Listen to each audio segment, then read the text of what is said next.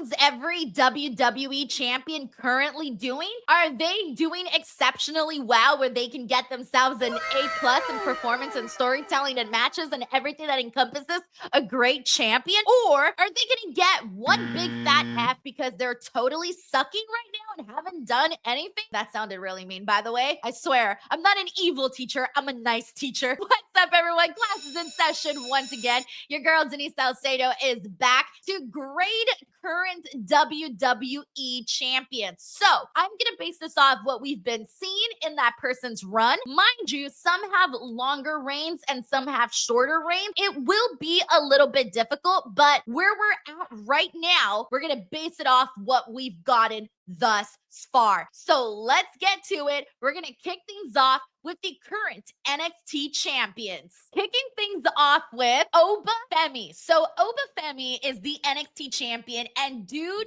has been killing it. I loved his match with Moose. I loved the triple threat that he did at NXT Stand and Deliver. I've been loving all of the promos that he's been doing, and he feels like a big deal on the show. And especially on NXT right now, it's been a little bit slim pickings for his challengers. Yeah, I really truly feel that he has made the most of it. So I want to give Oba Femi an A. Next up, we have Tiffany Vaquer. So Stephanie has been, to me, like the biggest draw right now on NXT. I think she has been so entertaining to watch. She's totally over with the crowd. English isn't even her first language, and that hasn't mattered whatsoever. She's still going out there and putting on performances of a lifetime. I loved all of the matches that she's been doing, the four-way that she had at Stand and Deliver, the matches that we've been seeing of her over on Raw, even getting to be on the main roster. Everything, guys. I am eating up what she is doing. I'm loving it. She was even a double champ at one point. How do you not give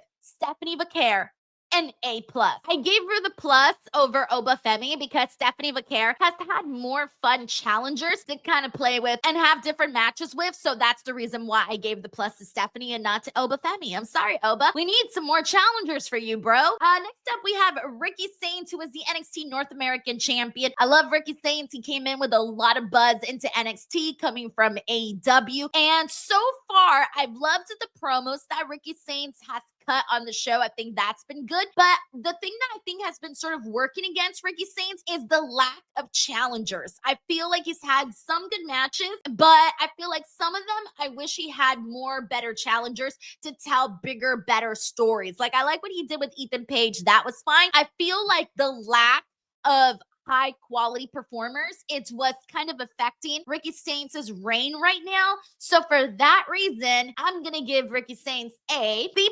Next up, we have Soruka, who is the NXT Women's North American Champion. I think Soruka is an incredibly talented wrestler, and I am obsessed with Soruka. I think that Soruka is going to be like one of the biggest top stars. However, when she won at Stand and Deliver, it was really, really cool the way that that went down. However, because it really just got started, I can't give her like a super high grade. Like, the girl just became champion. So for that reason, I guess I'm gonna have to go with also a C+, only because we still need more matches for her and more time to really have her soak her teeth into being NXT North American Women's Champion. All right, next up, we got the tag team champs, Hank and Tank. I'm a Hank and Tank girl. I've been a fan of theirs. I love their energy. I think they've been doing a fine job. Mind you, they're following up Fraction, who was a really, really great tag team on NXT. But I think Hank and Tank have won over a lot of people on NXT and a lot of fans over on NXT, but also because they really just became champions. Also a C+, but I think they're really close into B territory. Next up, we have Noam Dar, who just returned from injury, and he is the Heritage Cup champion. I am not a fan of the Heritage Cup. It's not really my cup of tea. I wasn't a fan of Noam Dar as Heritage Cup the first time around, so I'm not really as looking forward to his reign as Heritage Cup champion at the moment. I'm glad he's back, but that's kind of about the extent of it all. So I think right now, because we haven't seen so much, because I didn't like the last run, I gotta go with a D right now. So, I'm sorry. I just don't know if my hopes are that high for the Heritage Cup championship at the moment. But I will tell you what I'm absolutely high and stoked about, and that is my bookie. So lately, I've been really into placing bets on sports and getting to make a little extra cash. I feel all of us want to make a little extra cash, especially if you're a big fan of something. I've been enjoying my experience so far with my bookie, especially because not only can you go on their sports book and bet on different sports, but also they have a casino, which I love to do. You know, your girl loves to go to Las Vegas and have a good time. So now you can also do it from home without having to travel and do any of that, all on my bookie. I don't know how many of you guys have bet on WWE before, but I bet you're kind of curious. At least I was. Backlash has officially come and gone, and some people got to cash out very nicely on my bookie. Money in the Bank is in the horizon, and you never know who is going to have the career moment of a lifetime. So while your favorite WWE superstars are grabbing that Money in the Bank to cash in, why don't you cash in as well? Head on over to my bookie right now and use my promo code Denise and boost your bankroll. You can deposit $50 and get an extra $25, or go bigger with $100, and my bookie will throw in an additional $50. But make sure you bet smart, stay ready, and cash in when it counts. Only at my bookie with the promo code Denise. Next up, let's go ahead and get into the main roster champions. Your champions on Raw and SmackDown.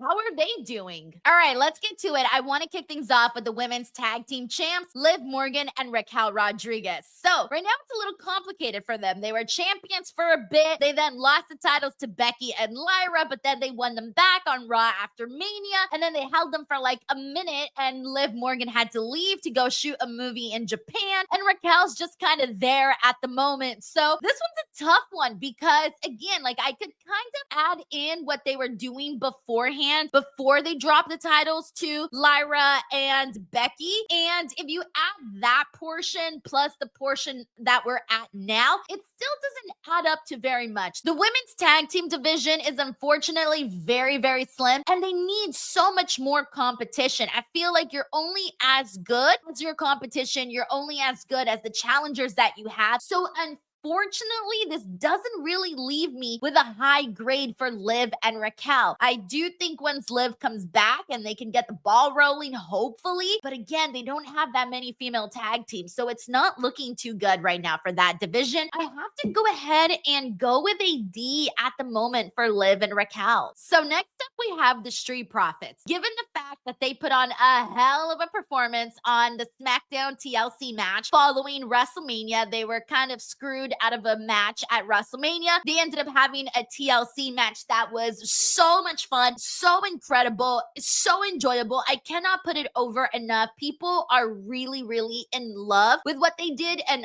I don't blame them. It was so fun. And for the most part, they've been having decent tag team matches, but really, I think what it is for me is the TLC match. That TLC match that they did is really the reason that I'm going to give them such a high grade, but I also want to see them continue this, and I want to see more great matches. Now, the Street Profits are an incredibly talented tag team, so I don't expect less from them. I actually expect more from them. So with that being said, I gotta give the Street Profits a nice, solid, beautiful B. And that's really for the TLC match. It could be an A. The match itself was an A, but for the Street Profits, I just want to see more matches, and then we can go up a little higher. The New Day, they won the tag team titles over at WrestleMania, and I feel like for the most part, first of all, the WrestleMania match was not good. They've really just been on commentary as of late. I feel like I don't remember too much action from them since WrestleMania, so unfortunately, that kind of docks a whole lot. And then also, I didn't like the WrestleMania match, so I'm sorry, but right now, the New Day, they gotta get a D, and I'm being generous, honestly, especially given how cool their turn on Big E was. I was expecting so much more. All right, let's go. Next up, we have Zelina Vega, who just became the United States champion. Very cool moment. And here's the thing, I feel like I really enjoyed Chelsea Green as champion, and I really wish they did more with her as champion. I feel like by the end of her reign, they weren't really doing that much with Chelsea. It felt like she didn't even have a WrestleMania WrestleMania match, which was very unfortunate. There were a lot of people that definitely wanted to see her on that WrestleMania card. Zelina Vega, is now the champion. And so her performance when she won the title, great stuff. And then the following week, right after, they have her in a tag team match, which, to be honest, like, they shouldn't have really done that. I feel like she should be out there in her singles matches, but she's also doing a good job. She did do a good job in that tag team match. And I love the way that she goes after Piper Niven all the time because there's such a size discrepancy there. So it is kind of cool to see Zelina go at it. I think Zelina has a lot of heart, a lot of passion. She's really been promoting that United States Championship and really making it feel like it's been a big deal to hold that belt. So for that reason, I'm going to give her a higher grade for that. But I also think the grade will be higher once she has more matches. So I think right now I'm sitting at a C+ until we get to see her have more matches. This will easily skyrocket. All right, next up we got Lyra Valkyra, our inaugural Intercontinental Women's Champion, and still Intercontinental Women's Champion. She has been killing it, man, especially now that she's feuding with Becky Lynch. We've been seeing her on the mic, and she has been bringing her A+ game, guys. We have been seeing so much more of her personality. She's had some really good burns on Becky Lynch, where she has kind of brought down Becky Lynch a whole lot. Like, she's been saying all of these things to her that are making Becky Lynch seem like smaller than she is, saying she's a better wrestler than her, and all of these things that she's been saying on the promos. So she's been really winning me over on that. Mind you, she had already won me over on the wrestling side, but now she's winning me over on the promo side. I feel like there are really big things on the horizon for Lyra Valkyra. Also, Lyra and Becky had match of the night for me at Backlash. Yeah, I'm gonna give Lyra Valkyra a way high grade. I think she's killing it as Intercontinental Women's Champion, and I can't wait to continue seeing her grow as champion. So I'm going to give Lyra Valkyra at the moment an A. Next up, we got the AI husband, Jacob Fatu. All right, so Jacob Fatu is hella over, all right? Talk about all gas, no brakes. Dude has been killing it, man. He had an okay match at WrestleMania when he won the title, but it was the moment of him winning the title that really felt like the big deal, clearly. And then since then, he's just been a madman, guys. He's everywhere, attacking everybody. He just had a match over the 4-way that happened at Backlash, which I thought was very fun. Love seeing him wrestle. Saw the debut of Jeff Cobb and Jacob Fatu really not feeling it. So you sense the full-on babyface turn incoming, even though he already feels like a babyface. But I think the official moment is incoming soon. I can't wait to see him beef with Solo Sikoa. I'm loving what Jacob Fatu is doing, guys, and I think it's only going to get bigger and better. But I think so far he's been killing it, and he really does feel like a main event star. So with that being said, I gotta give Jacob Fatu an A as well, and I think it'll be an A+ once we see him in even more matches and more time as champion. But so far, so good. All right, next up we have Dominik Mysterio, who is your Intercontinental Champion. So Dominik, I loved his WrestleMania match. That 4-way was so good. After that, he's had a couple of decent matches. The Penta match was all right. It wasn't bad. It wasn't terrible. It was just all right. I think right now I do kind of miss him with Liv Morgan. I think that Liv Morgan being with him really does add a whole lot to Dominik Mysterio. I think right now with Dominik, I just want to see him in more flashier matches, kind of like what we saw at WrestleMania. And once we see more of that, I do think he can be a strong champion. And I also would like them to have him go out there in front of the crowd more. The last we saw when he was at WrestleMania, he had this big babyface reaction where people were so happy for him winning the title. I don't feel like they've really followed up on that much. So I would like to see more of that too. But so I think with that being said, I think right now Dominik is sitting at a B. And hopefully once he gets more matches and more moments with the crowd and really has that babyface feel like he did at WrestleMania, recaptures that, I think it'll be a lot better. Tiffany Stratton, your WWE Women's Champion. She didn't have the best match, unfortunately, at WrestleMania against Charlotte. And since then, now she's been beefing with Nia Jax. She had a little bit of a confrontation with Jade Cargill. I think she's been holding her ground. She's been doing her thing. I think right now what I want in this point in time with Tiffany Stratton is more so a story that I really care about. Because like her and Nia Jax, it's fine, but I think they can definitely spice up the story even more. And I can't wait to see her interact with more with Jade Cargill, all of that. So I think right now we went from like a really, really hot feud with Charlotte Flair because of the what felt like real, true life beef between those two girls to now we're kind of like, all right, we're getting the groove of things. And I think I want Tiffany back on that level where she's in these like big time feuds. So I don't know if the Nia Jax thing necessarily feels really big right now. And I think that's what's kind of taking a little bit away from Tiffany. It doesn't feel the same way that Lyra and Becky, that feels like a big time feud. And I don't think right now the Tiffany Nia Jax feud feels that big. So I think right now for Tiffany, I gotta go with a nice B plus.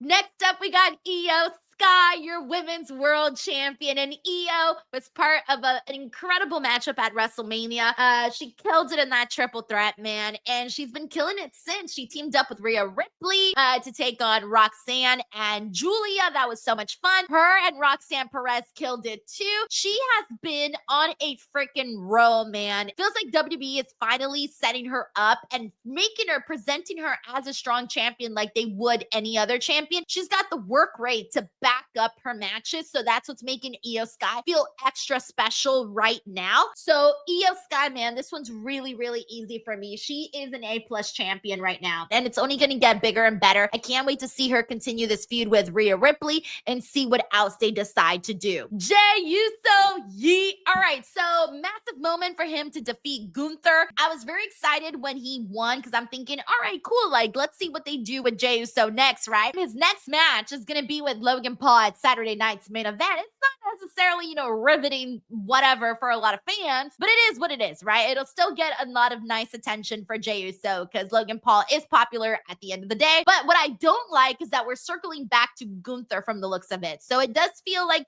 Saturday night's main event, we'll see Jey Uso retain his championship against Logan Paul. And they've already said that the next person, Jey or Logan, whoever wins that, is going to go on to face Gunther. So it kind of makes me feel like, oh no, we've already been there. I don't want to see it, go back to that. So it's kind of taking a little bit away from me right now for Jey Uso. I do love him going out there and the crowd excitement and the little promos that he does and the celebrations and stuff like that. So I think right now, I would probably have to say like a B for Jey Uso. I guess we'll see once we actually get the match with Logan Paul, and then hopefully the match with him and Gunther is all right. Next up, we have the undisputed WWE champion, John Cena. Ooh, this one's a controversial one, right? Because either you're a really big fan of John Cena or you're not. I'm not the biggest John Cena fan. Like, it's all right for me. I'm kind of just going along for the ride. I'm excited to see him live out his last and final, year as an active pro wrestler. And at the end of the day, I have so much respect for John Cena and everything that he's done in this business. So for that reason, I'm excited for that, to get to see that, because we get to witness that, several years from now, new fans, they're not going to be able to witness this. We're living it right now. And I like that he's going out on his own terms in his career and getting this last 1 year run. The match that he had with Randy Orton was fine. It was very sports entertainment, but it was fine. I didn't love the WrestleMania match. That did take away it from me. Also, the other thing is that we don't really get to see too much of John Cena.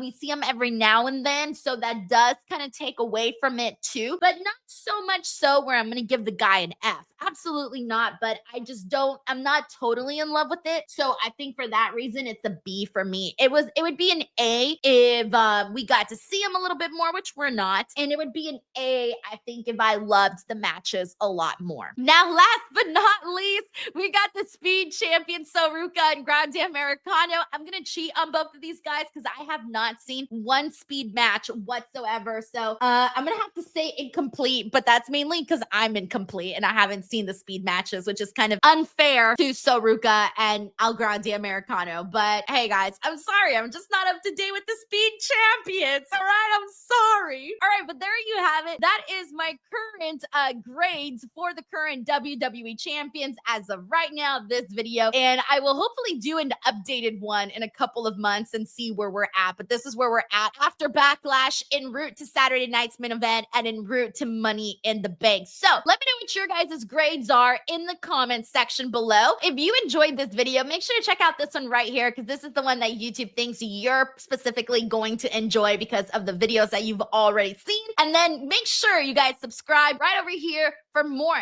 daily pro wrestling content. Catch you guys on the next one. Bye, everyone.